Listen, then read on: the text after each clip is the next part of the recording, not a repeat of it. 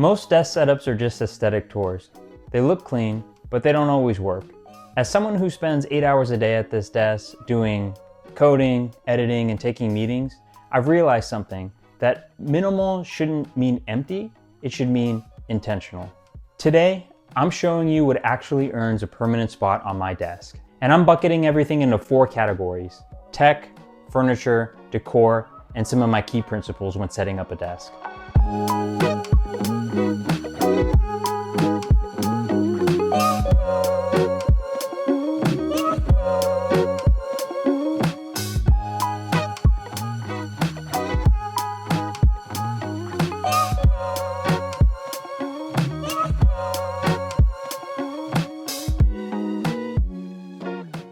Let's start with the actual desk and the best budget win. This is an IKEA Karlby. It has a warm walnut veneer finish that instantly upgrades the vibes. It feels expensive, even though it's not. It makes the desk feel like a place I want to work, not a place I have to. A huge win here is the depth. The depth of a desk is something that is often overlooked, but this one here is solid. It gives me enough room to rest my forearms while I type, which helps prevent that late day neck and shoulder strain. One warning, it does come in 74 inches and that was way too long for my space, so I cut it with a power saw. I used the included veneer strip to cover the edge. It's fine from a few feet away. Up close, if you're obsessive, you will notice it. Then I bought a FEZIBO standing desk frame. What I like about it is the preset buttons. I have one preset for sitting, that's deep work, and one for standing, that's emails, Slack, calls, anything lighter. It sounds small, but being able to switch from sitting to standing at the push of a button really helps remove a lot of friction. If you have to manually hold the button or hunt for the right height every time, you'll eventually stop doing it. They don't sell this exact frame on Amazon anymore, but most height adjustable frames will work just fine. Just make sure it's one that has memory presets. So you're around $500 all in. For a clean, standing desk, that's a good deal in my opinion. If I was rebuilding from scratch and budget wasn't a thing, I'd look at the Ergo Office or the Artifox. Not because you need it, it's just a more premium experience. And for something that you're sitting at for several hours a day, it's sometimes nice to have that little extra layer of luxury. A great chair is something that I don't compromise on, because if the chair sucks, everything else in the setup is pointless. Here's why. A bad chair turns to back pain kills focus, and then you start taking breaks. Not because you're tired, but because you're uncomfortable. My pick is the Herman Aeron. I know not everyone loves the look of this chair, but I actually think it looks great. Timeless, iconic. The mesh keeps you cool and it supports you throughout the day. The chair almost disappears while you're working. You'll only notice it later when your back isn't screaming at you. 2 is just the sheer amount of adjustability. You can dial in every angle and height until it fits you perfectly. And because the chairs actually come in 3 different sizes, you aren't settling for a one-size-fits-all approach. You get something that fits your specific frame. Here's the thing though, I would not recommend paying full price for this. I got mine at a place called Tech Benches here in the Bay Area. Facebook Marketplace works just fine too. You can usually find this chair at a highly discounted price. Everything in this setup starts with the engine. For me, that's the 2025 14-inch MacBook Pro. Now, if you're just looking at the price to performance ratio, the MacBook Air is probably the better computer that Apple has made for the everyday average person. But I was looking at this as a long-term creative investment. Back in college, I was DJing and I was producing music, and I always knew that I wanted the option to move into more heavy-duty creative work like YouTube. I wanted a machine that I could grow with and something that gave me enough headroom that would support whatever creative direction I wanted to go in next. In my opinion, the 14-inch MacBook Pro is probably one of the best computers that Apple has ever put out. The size is perfect for me. The speakers actually sound really great for a laptop, and the display is super sharp and crisp and just beautiful to look at. My only criticism is that it is a little bit chunky. There are some rumors that this year or next year, Apple is going to be coming out with a slimmer version of the 14-inch MacBook Pro. If that does happen, I will seriously consider upgrading. But for now, it's the heart of the desk, and it does everything that I need it to do. My laptop feeds directly into the center of everything. This is the LG 32-inch 4K Ergo monitor. I'm gonna skip all the color gamuts here. For me, the real win is the stand. It clamps directly to the desk, which frees up so much space that I can fit my laptop directly underneath it. I don't need a separate dock or a mount. And because the arm allows you to extend, retract, swivel, you can put the screen exactly where your eyes want it, whether you're sitting or standing. It's a total neck saver. The 32-inch size is also a game changer for focus. It's one massive canvas where I can have two windows side by side. It stops the tab shuffling that usually kills my momentum. It also has built-in cable routing in the back, so the setup stays tidy without any extra parts. Now, the one downside is that this monitor doesn't have a built-in webcam. I'm in meetings all day, and constantly looking down at the laptop camera was giving me neck pain. So out of necessity, I added the Insta360 on top. If your monitor already has a decent camera, skip this. If not, getting your lens up to eye length is a mandatory upgrade. Now, even though the LG is a great monitor, if I was starting over from scratch, I'd probably go with the Apple Studio display. Do you need the Apple Studio display? No. Is it overpriced for what it is? Absolutely. For me, it's purely about aesthetics. If you need a giant screen, the LG is a really solid monitor, but if you're starting from scratch and you're already in the Apple ecosystem, I would take a look at the Apple Studio display.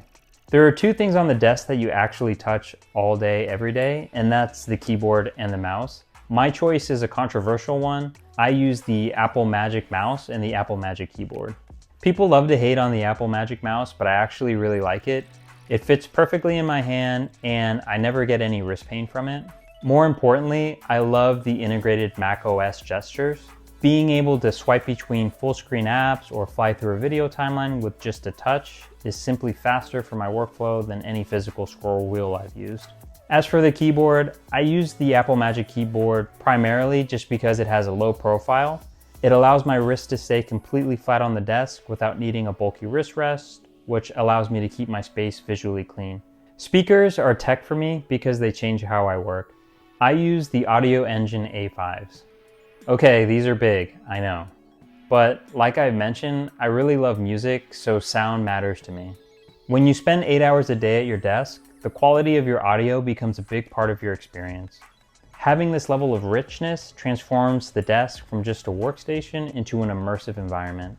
It's about creating a space where the outside world disappears and you can actually get into the flow.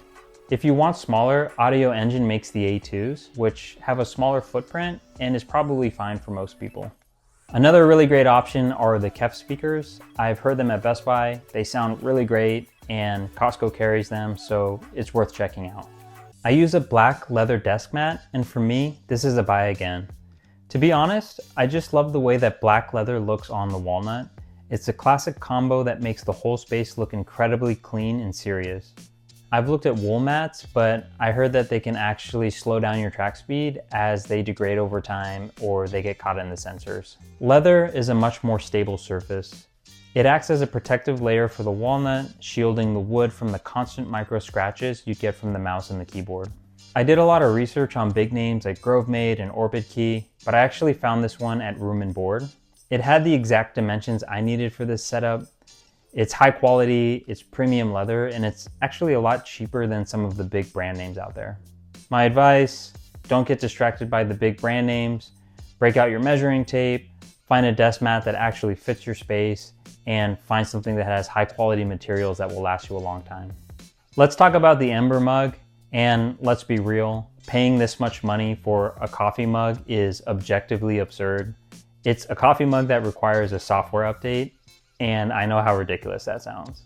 For a long time, I was super against this. I love the ritual of making coffee, and I like the weight and feel of a traditional ceramic mug, but here was my life. I'd get into a deep workflow, 40 minutes would pass, and my coffee would get cold.